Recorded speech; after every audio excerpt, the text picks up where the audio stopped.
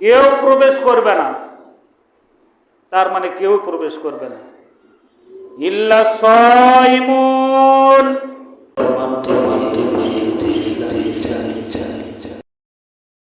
সাহাল বিন সাদ রাদিয়াল্লাহু তাআলা আনহু হতে বর্ণিত, তিনি বলেন আল্লাহ রাসূল বলছেন, নিশ্চয় জান্নাতের 8টি দরজা রয়েছে। জান্নাতের দরজা রয়েছে 8টি। সামানিয়াত আবওয়াব, 8টা দরজা রয়েছে জান্নাতে। মিনহা বাবুন ইসাম্মার রায়্যান, আল্লাহ রাসূল বলছেন এই 8টা দরজার ভেতর একটা দরজা রয়েছে যে দরজার নাম বাবুর রায়্যান। এই বাবুর রায়্যান লা ইয়াদখুলুহু, আল্লাহ রাসূল আগে জানিয়ে দিলেন লা ইয়াদখুলুহু, কেউ প্রবেশ করবে না। এমন একটা দরজা, জান্নাতের 8টা দরজার ভেতরে একটা দরজা রয়েছে যে দরজার নাম বাবুর রায়্যান।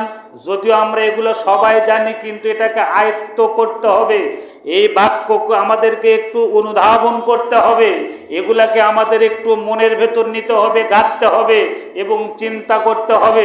আল্লাহ রাসূল বলছেন এই যে 8টা দরজার ভেতর এমন একটা দরজা রয়েছে যে দরজার নামটাও উল্লেখ করা হয়েছে, ওই দরজা দিয়ে লা ইয়াদখুলুহু, কেউ প্রবেশ করবে না, কেউ প্রবেশ করবে না। তার মানে কেউ প্রবেশ করবে না, ইল্লা সাইমুন। হে দুনিয়াবাসী, তোমরা আজকে যারা সিয়াম পালন করছো একমাত্র আল্লাহকে রাজি খুশি করার জন্য, ফরজ সিয়াম আল্লাহ রাব্বুল আলামিন তোমাদেরকে বিধান দিয়েছেন।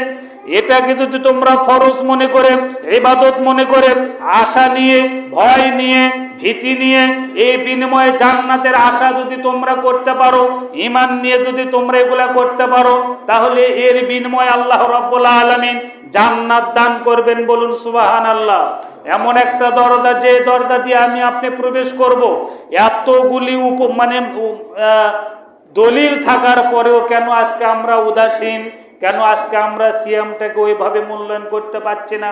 অতএব উদাত্ত আহ্বান করছি, রমাদান মাস, মুখটাকে হেফাজত করুন, আপনার বিবেকটাকে হেফাজত করুন, আপনার দিলটাকে হেফাজত করুন। আল্লাহ রাসূল বলছেন তোমাকে বিরত থাকতে হবে। অতএব সব অন্যায় অপকর্ম থেকে বিরত থেকে সিয়াম পালন করুন, বিনিময়ে আল্লাহ অবশ্যই আপনাকে আমাকে জান্নাত দান করবেন।